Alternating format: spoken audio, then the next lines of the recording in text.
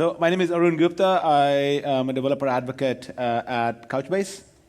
My name is Laurent Doguin. I'm a developer advocate at Couchbase as well. He's my boss. I'm based in Paris.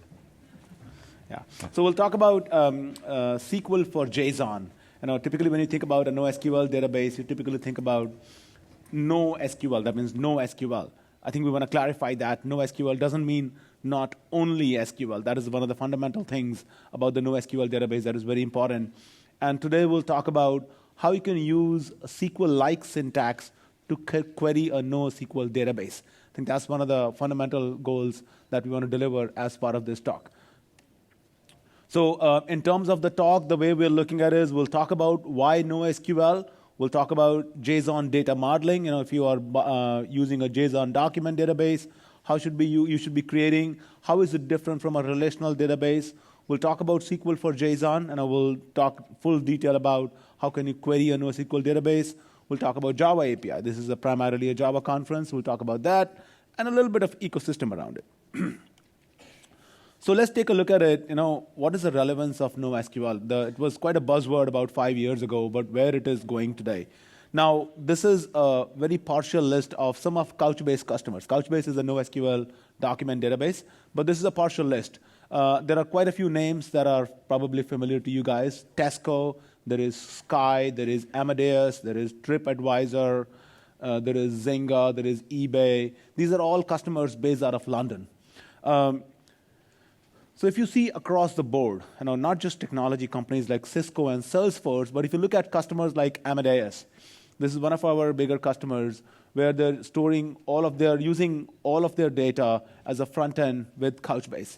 If you look at Zynga, a gaming company, if you look at a company like AT&T, Comcast, and Sky, these are telecom companies. If you look at media and entertainment, look at travel and hospitality, across the board, companies are adopting NoSQL. Why are they adopting NoSQL? If you look at cases like Orbitz, initially they started with storing only their hotel rate data in Couchbase, but then they slowly moved over that, okay, we have a bigger need where we want to actually start persisting data in a NoSQL database as well. So why are these companies really doing it? We call these companies as part of the digital economy, which is where these companies want to build applications for web, mobile, and edge/IoT devices. So these are the companies that are really on the leading edge where they're adopting NoSQL. So why NoSQL? Well, 4 primary reasons. If you look at SQL databases, by no means this is a bashing of SQL or a relational database. They have been fantastic. They have some really great features, asset, transactions, tooling integration, support. All of that is just superb in that. They have some challenges, though. I've worked in the Java land forever, pretty much. But they have their challenges. They only scale up. Sharding could be a nightmare. If you are logged into Oracle, then the amount of money you need to pay them is going to cost you an arm and a leg, maybe. So, there are lots of benefits, like, they give you abstractions like tables, columns, and stuff like that, but then there are downside as well. So these are some of the benefits that you get as part of NoSQL. So agility, scalability, performance, and availability. Let's take a look at them a little bit. Now, one of the big things that relational databases, it's a known devil with relational, is the change. If you want to change your database, there's a schema upgrade required, there's an application upgrade required. If you want to add more nodes, there's more sharding required and stuff like that. So let's see how NoSQL solves with the agility part of it. Well, change is required not only during development, but also after going into beta or production. What if your schema change is required? Typically with a relational database, there's a process that you need to kick in. You need to automate that script. With NoSQL, there is no schema. That's one of the main things. Whatever your schema is in the application itself. You are essentially taking a JSON document, and I'm talking particularly about the JSON document database. You're taking a JSON document, you are dropping it into the database, it's stored there natively. Your application grabs that document and then derives meaning out of it. So essentially, from a 5-step process where you have to upgrade your schema, make sure it's retrofitted to your previous columns, then you do your database migrations, and then do the app, in a NoSQL world, you just have to go with, hey, just my app is going to be changed. I'm going to change the meaning of it, and then I can evolve from that. Scalability, another important part of it. If you are a digital economy company, if you are looking to scale, today you might be using a relational database, but if you want to scale, yes, you can scale up because that's how they typically do. But if you want to scale out, then you want to look at sharding. And that sharding could be a nightmare. And yes, there are known recipes, everything for that. But for somebody who's starting up new, is that what they want to start with? And that's exactly where NoSQL helps. Couchbase particularly scales linearly and horizontally. What that means is, first of all, if you have a single node running, then you can drop instances over, you can drop the calls over there. If you want to add more load, you literally add more servers, and it just scales horizontally. The load is automatically distributed across different nodes. Second, it automatically shards your data, wherein you don't have to do the sharding.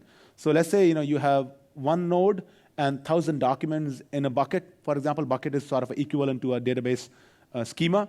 So if you have 1,000 documents in there, but if you have 4 nodes now, it'll automatically distribute those nodes across it. So essentially, when you are accessing your cluster, it'll do the first access into the cluster, then it'll know where a document is stored, and then it'll retrieve the document. So in that sense, it gives you that scalability. Performance. Performance is a very important part. High throughput times, high responsibility, consistent low performance latency queries. These are some of the things which are very important, particularly if you are building a mobile and an IoT experience. You don't know, you're really looking at sub-milliseconds latency, or the response time is very critical over there. And that's exactly where Couchbase is particularly known for. Every time you go look at your iPhone, you log into an iTunes account, it essentially hits a Couchbase instance. That's sort of the sub-second response time we are really looking at it. Availability. In terms of Couchbase, once again, and I'm talking about a broader sense as well, but there is something which is very important, which is required, is cross-data center replication. So not just failover within a cluster. If a node goes down, then your data is still available, but also in terms of disaster recovery, if there is a data center that goes down, is my data available on a different data center? Is that functionality, is that feature available to me? You need to do online maintenance and upgrade. How do I do enterprise backup and restore? So all the features that you are aware of in a relational database, they're all very well aware. The biggest point of conflict has been, and the part that I don't like about NoSQL is known as for what it is not for, NoSQL. It should be really known as a JSON document. Imagine Elon Musk introducing a car and saying, hey, we got a new engine, but it's got a chassis, it's got a body, it's got a seat. No, he didn't say it's a new engine. All he said is it's a new car. And it's a lot more efficient, and it's a lot more fuel efficient, and it runs faster, and it's cool, and it's fun stuff. That's how I see NoSQL database, particularly in Couchbase. The way we do the query of it, yeah, it's just a new database. It's got SQL, it's got transactions, it's got cross-data center replication, the features that you expect typically of a database. The underlying storage mechanism is not relational, is JSON document. So I think that's the way I look at it in terms of NoSQL.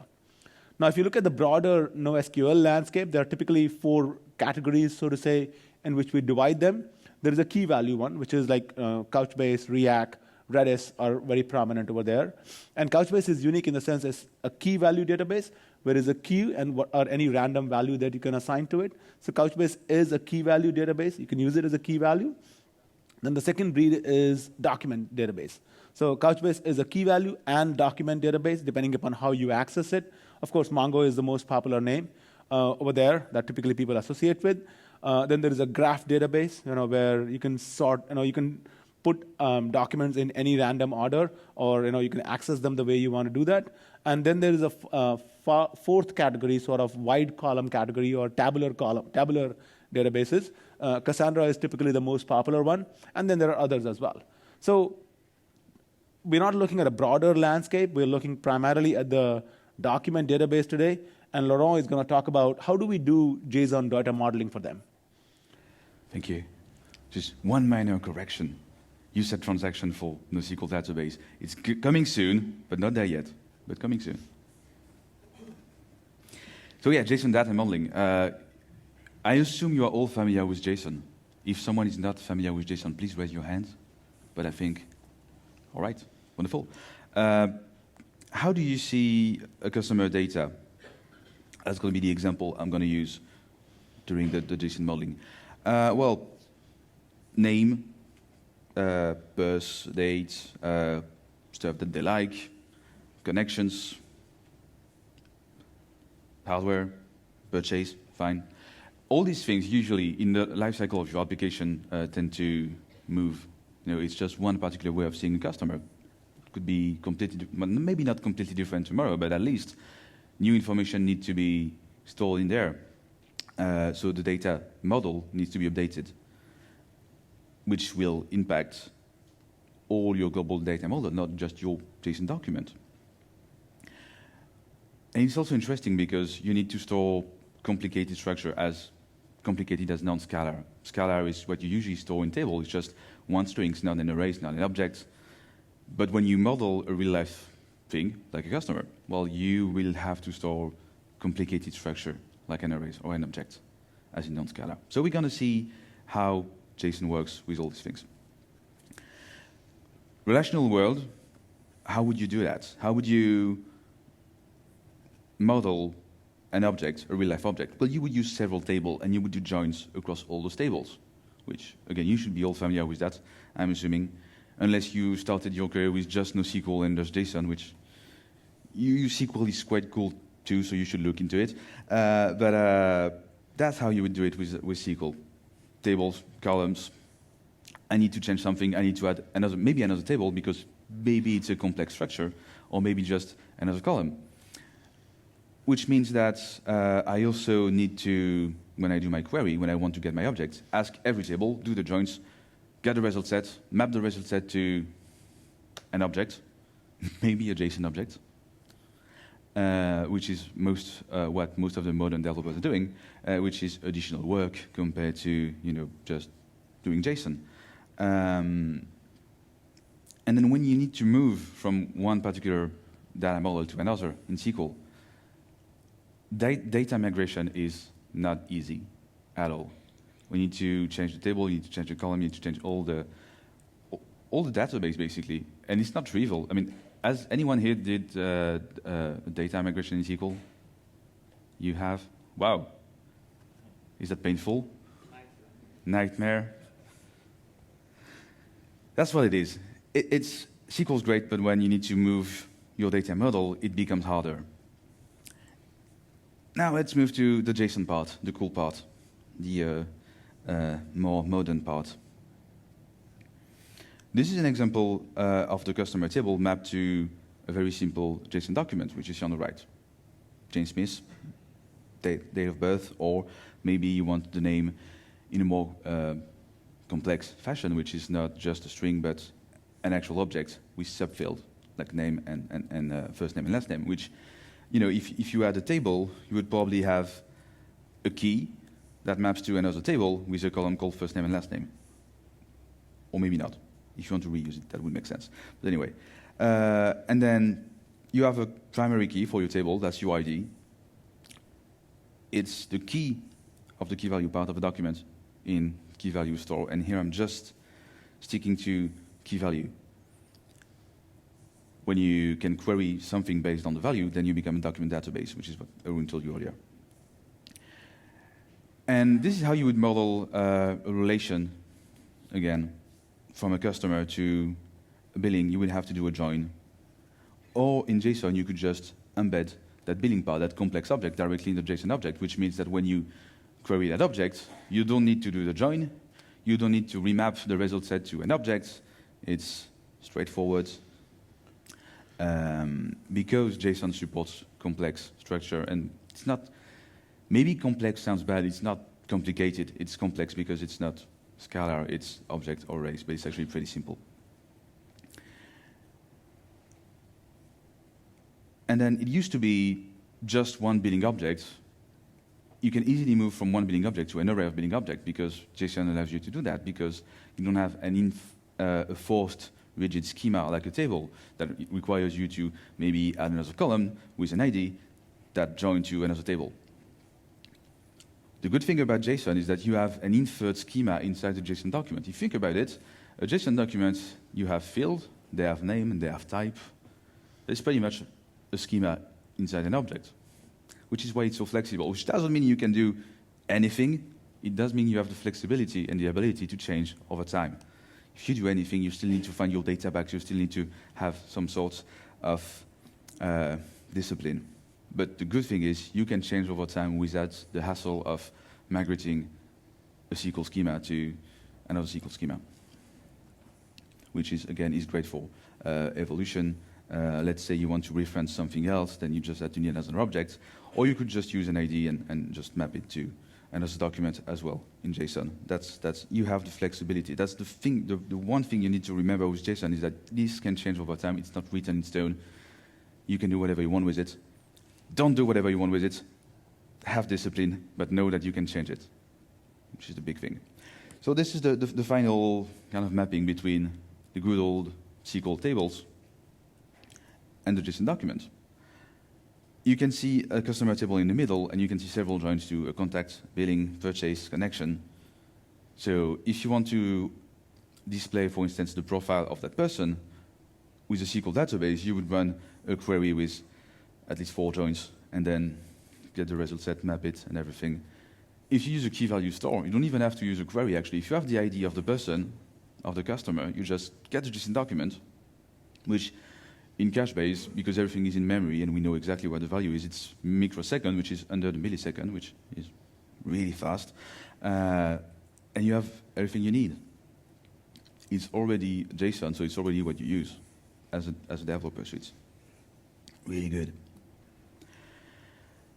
So I'm not really a big fan of table like this, but it does give you a broad overview of the difference between a relational and JSON model. It's not to say relational is not as good as a JSON or object model. It's just different. They have their advantages.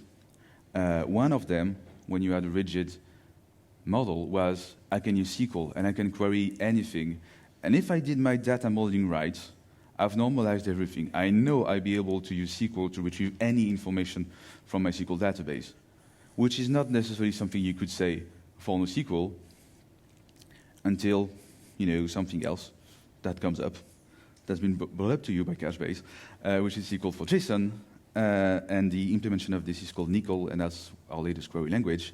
And what it allows you to do is run SQL query on JSON. So now you know that if you store any kind of data, you'll be able to use a SQL language, which is very expressive, to retrieve any kind of data you've stored, which goes very well with the fact that you can change the model over time.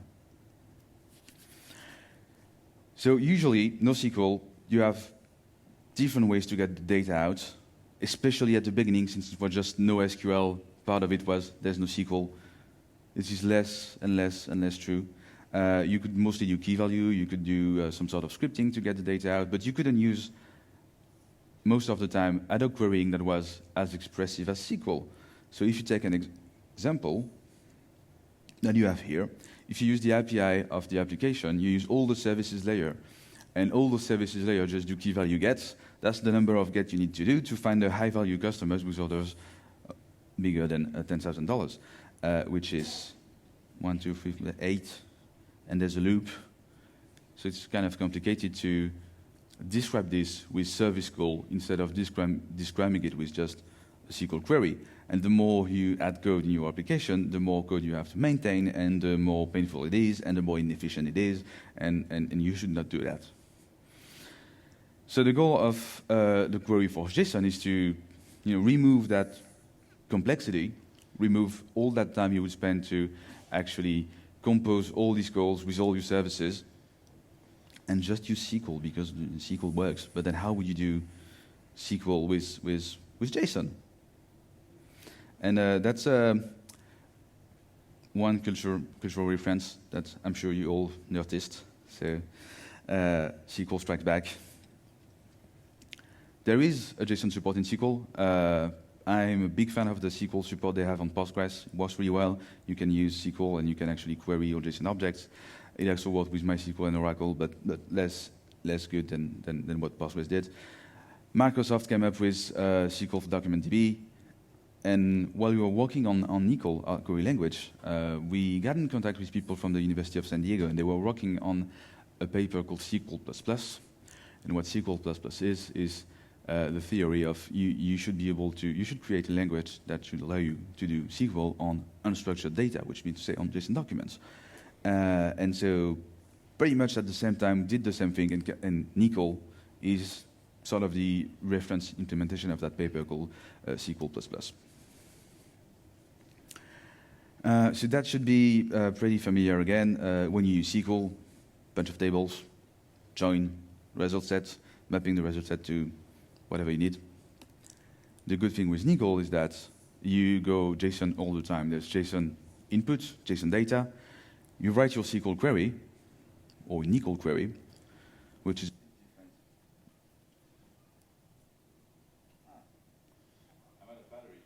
yeah.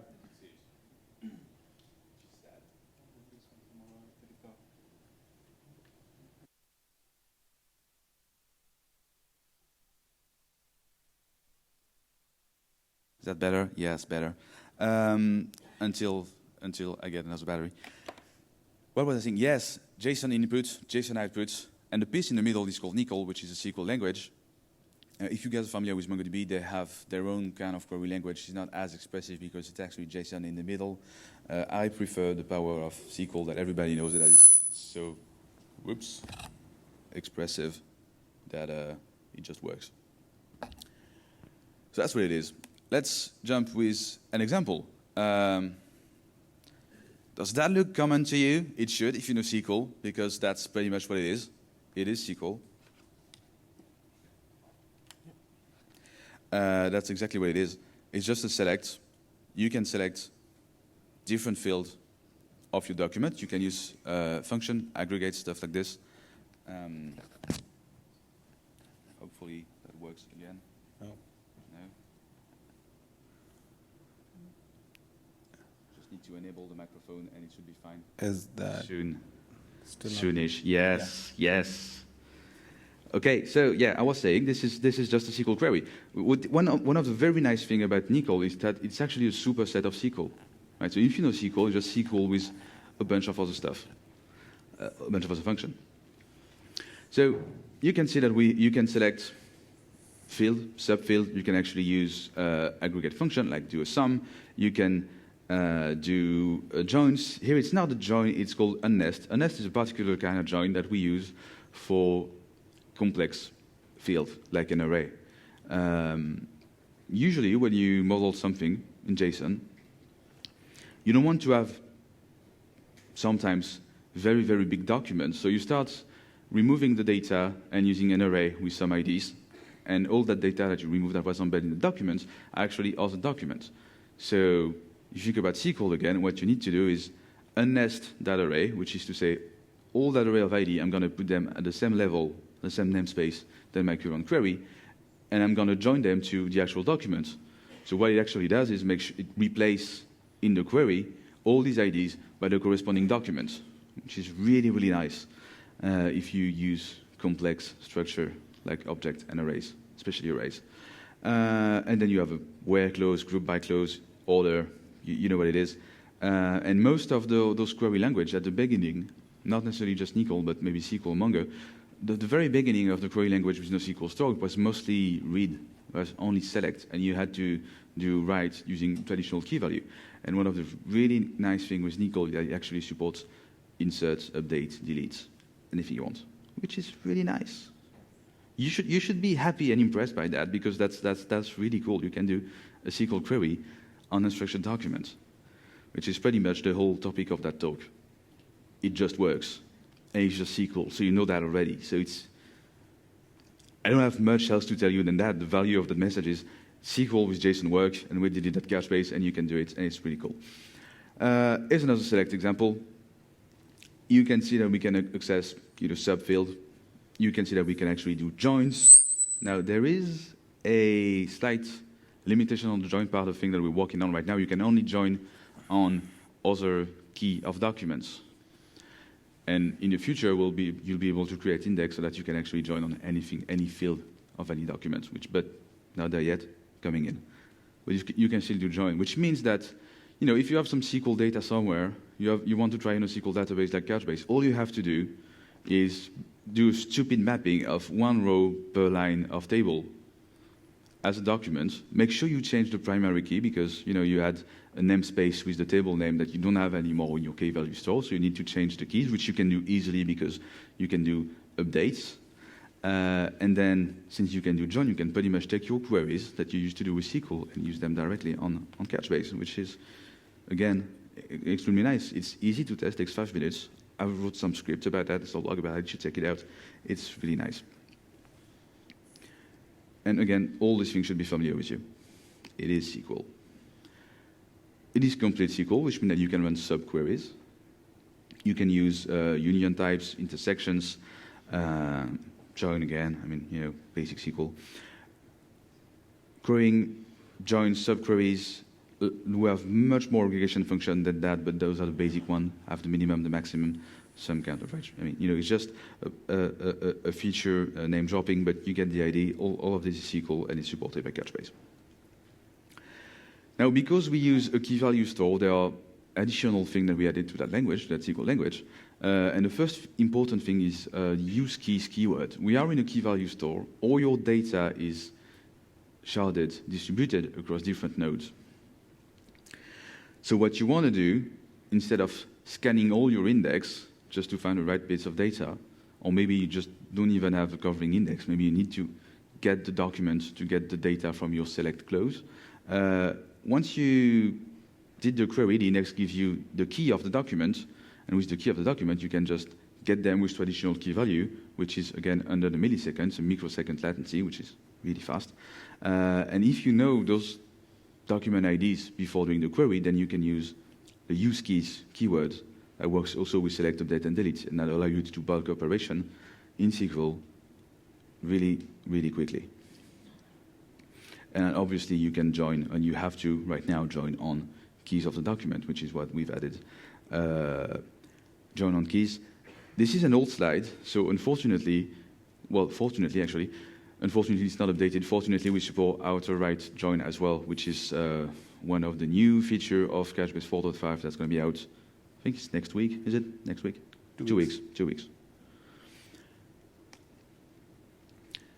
Again, 2 keywords that are very important because you are dealing with complex structure, which is to say arrays and objects, nest and unnest. So I already told you about unnest, which basically means doing a join on an array of IDs, putting it in the same namespace in your query and making sure that you can actually use all the document that they reference in your query directly, which is, again, super nice. And the opposite of a nest is nest, which basically means you can nest several documents into the result of your query, because, again, that query will give you some JSON back. So you can actually nest some data to make sure you have an array of all the documents you've queried. What it allows you to do, basically, is normalize a little more your data in an unstructured data store. And then with Nicole, it's kind of hard because it's pretty much the same thing. With Nicole, when you run a query, you can actually normalize it back, which is to say, if you wouldn't have Nicole, you would probably have another document that corresponds to the result of that query, and you would have to handle everything manually and make sure it's updated manually and make sure that, when there's an update here, you need to update it on the other one, the basic one, not the caching one that you need, but the reference data, so it's kind of painful. Well, with Nicole and nest and unnest, especially nest, you don't have to do that anymore. You can just run a query, get pretty much the same document that you would have had to handle manually and get the result directly. And that's super nice. Now, again, because we have complex structure, collections, array, we added keywords any and every, which should be, again, familiar. Basically, you do a for loop in your Nicole query. You can, of course, filter everything there. You can do deep traversal of objects, field, .subfield, .sub-subfield. Everything is supported. You can create a JSON document directly, that select clause. You don't have to put the number of the name, just the name of the field. You can actually write the JSON you want, and it will do the mapping and send you the exact JSON you need for your application, which is again super nice. Another keyword that is very important because it's very new, because you're doing a query on unstructured data, there's an inferred schema. Having a field null or not having that field, semantically is completely different. So we've added the missing keywords that allow you to know if one field is missing, because again, it's not like a table or where the field, the column will always be there and sometimes will be null. Here on JSON, if something's not there, it means something different than if it's null. So it's really important to have this missing keyword. All good so far? If you need anything, just scream and I will answer that question, or make yourself heard. Okay. A JSON type, I told you, there's an inferred schema. You have some field, they have a name, and they have a type. And these are the types that are supported by default on JSON: number, strings, boolean, arrays, objects, and null. Null is a JSON supported type. So again, it is different than missing, and it is different than binary because you can actually store binary inside of JSON. So we know how to not touch the binary part. Obviously, you're going to want to do not necessarily complex things, but date manipulation or string concatenation. You want to get all the documents from this date to this date. You need to maybe change the format of the date. If it's usually we tell people you should store the date as a timestamp, as an epoch, Unix, good old timestamp. And when you do the select, what would be great is that if you could actually transform that timestamp to a proper date, like year, dash, month, dash, day, or whatever you want, which is something you can do because we have a date function for that. Or basically, we have a lot of functions for a lot of things that are very common to SQL. If we don't support that function, we have a Spark plugin that allows you to do more complicated stuff, but 95%, maybe not 95, 90, 80% of the use case would be fine.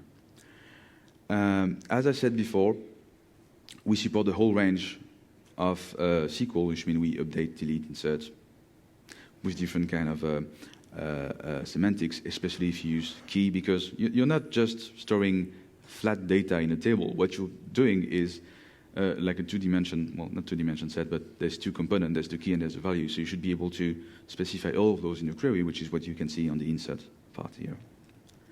So it is supported. Now what you see here is an example of insertion of a document. Insert into orders. Order is the name of the bucket. A bucket in Couchbase is where you store your key value pairs. Key value and values. The first value is the key. The second value is an actual JSON object. And that's how you can do bulk insert, for instance, in Couchbase. This should seem very familiar because it's just JSON and SQL. Again, the thing with this talk, which is hard for me, is that it is so easy and it just works that I don't have anything revolutionizing to tell you except that it just works. As it is SQL, you can do everything you would expect to do with a SQL query, which means run an explain of the query, get the query plan, realize that you should probably create an index to speed up the query here, create another index here. Maybe that index is not useful anymore, so I can just drop that index. You can do covering index. You can do covering index on arrays. You can do index for a particular type. I think I have some more example here. This is the creation of a secondary index, the first one, on a customer. And it's actually a covering index. I want the card number and I want the postal code. If I don't do a covering index, when I run the query, I have a primary index. It will tell me what you're looking for is on this document, this document, this document, this document. So, okay. Now that the query service knows which documents are referenced, it needs to do key value get on all the documents, retrieve the answer, process everything, submit the result back. If you do a covering index, it doesn't need to do all those key value get anymore because all your data is available in the index, which is something you can actually also do with SQL. And it speeds up the query a lot. So you remember that old example that's a bit complex to compose 8 calls and loops with service. That's the SQL equivalent, or the Nicole equivalent, sorry, or SQL for JSON, or however you want to call it. Nicole is fine. This is the SQL version. And that's just one call to one service to run one query instead of composing and looping over calls of API, which is what people were traditionally doing with a key value store. Now with a key value store like Couchbase, you can run SQL query. That's more, if you want to read the slide later on, that's pretty much a summary of all I just said, so I'm going to move on to the Java APIs, which is probably why we are here, because it's DevOps and we do Java. The first interesting thing to tell you how SQL it is that we support Jdbc. We have standard Jdbc driver, and ODBC as well, that allow you to plug Couchbase into anything that supports Jdbc, which means that if you have a Couchbase database with a lot of unstructured JSON data, you could actually use your Jdbc driver to plug it in to any reporting tool that are very traditionally SQL, and again, it would just work.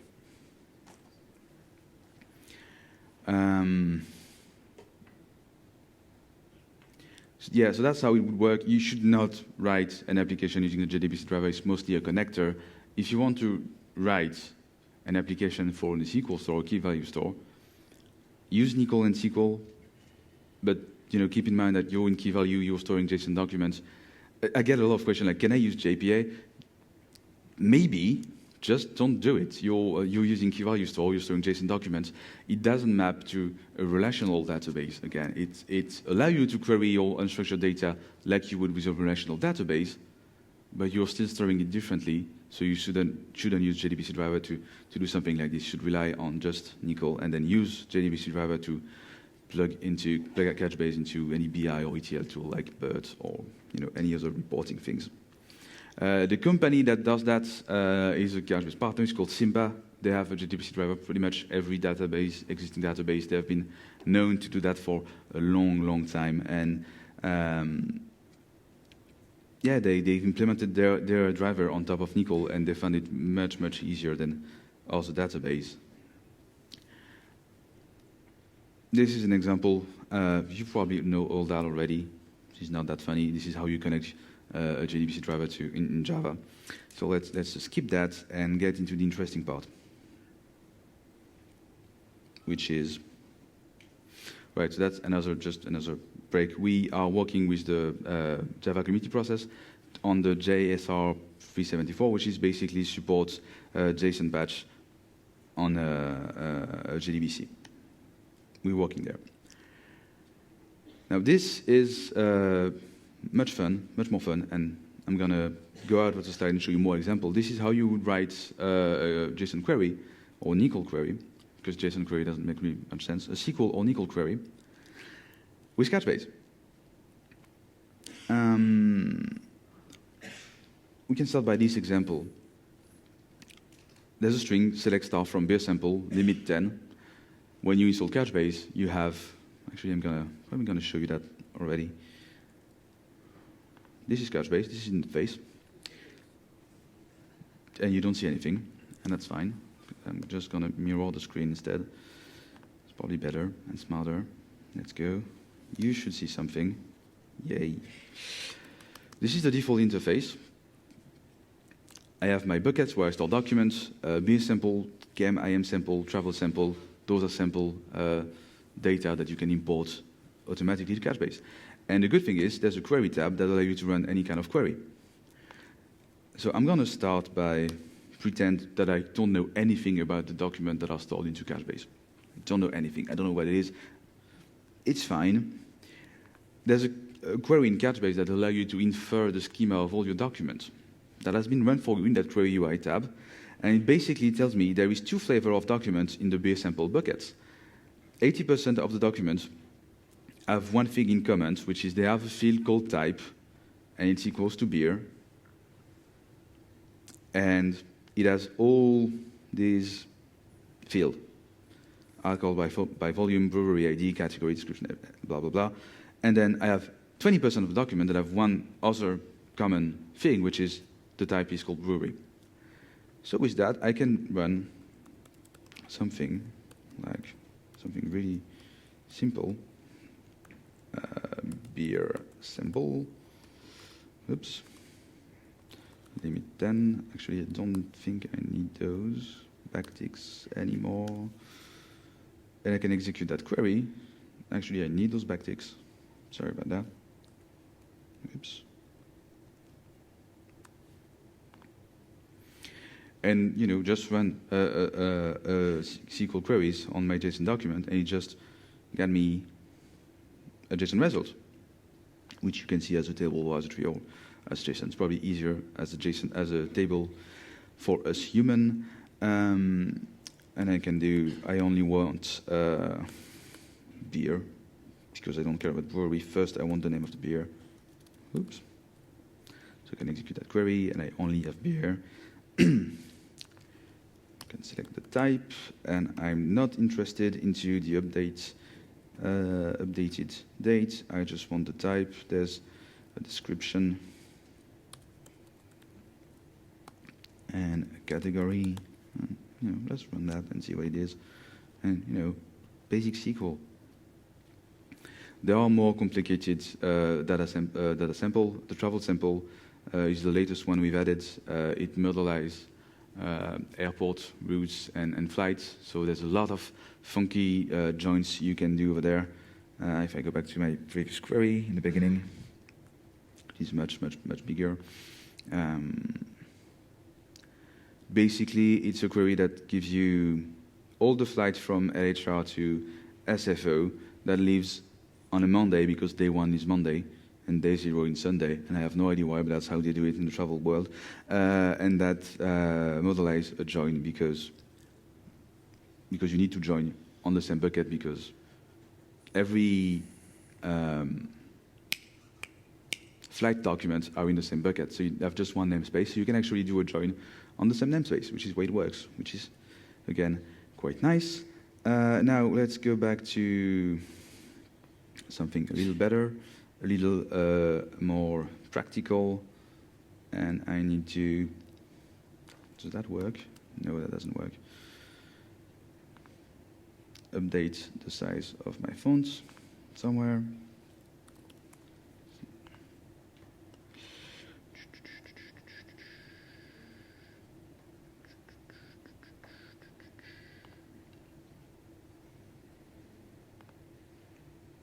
Sorry for the delay.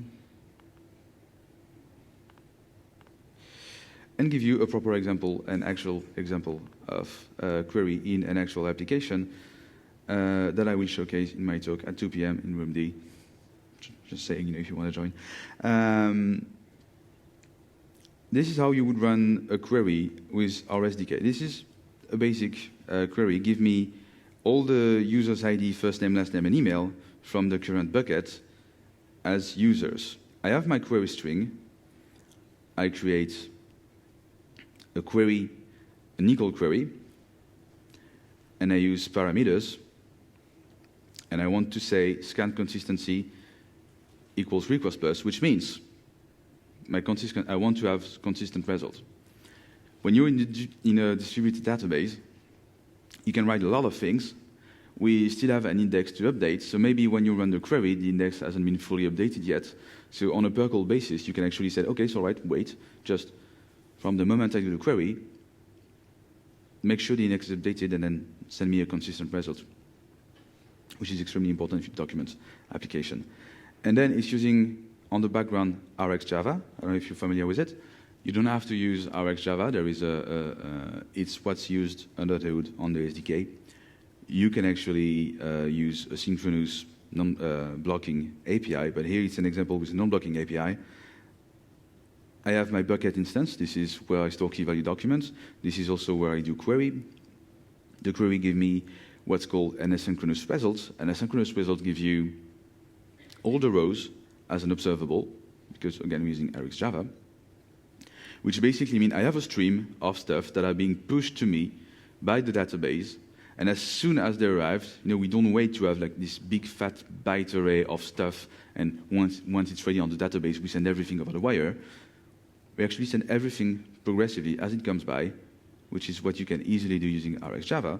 And then, okay, I get the row, and for each rows that come in, I map them as a value, and the value is just the JSON representation of my document. So this is how you would do it. This is great because it allows you to do more complicated stuff that I haven't shown here, but you can actually set timeout pretty easily. You can do a lot of transformation. You can compose call. You can do anything that RxJava allows you to do, basically. And I absolutely love it. And if you want to see more, talk room D, 2 p.m. Now, quick word about the ecosystem before I will free you because it's going to be lunchtime. This is the partners we work with most of the time when we work with Nicole. Simba in the middle is the one that did the Jdbc and the Jdbc driver, and most of the other partners you see here are in the reporting ETL world and basically use the Simba drivers to connect Couchbase to their solution, which is why you can send all your data to Tableau, which is traditionally, again, a SQL store.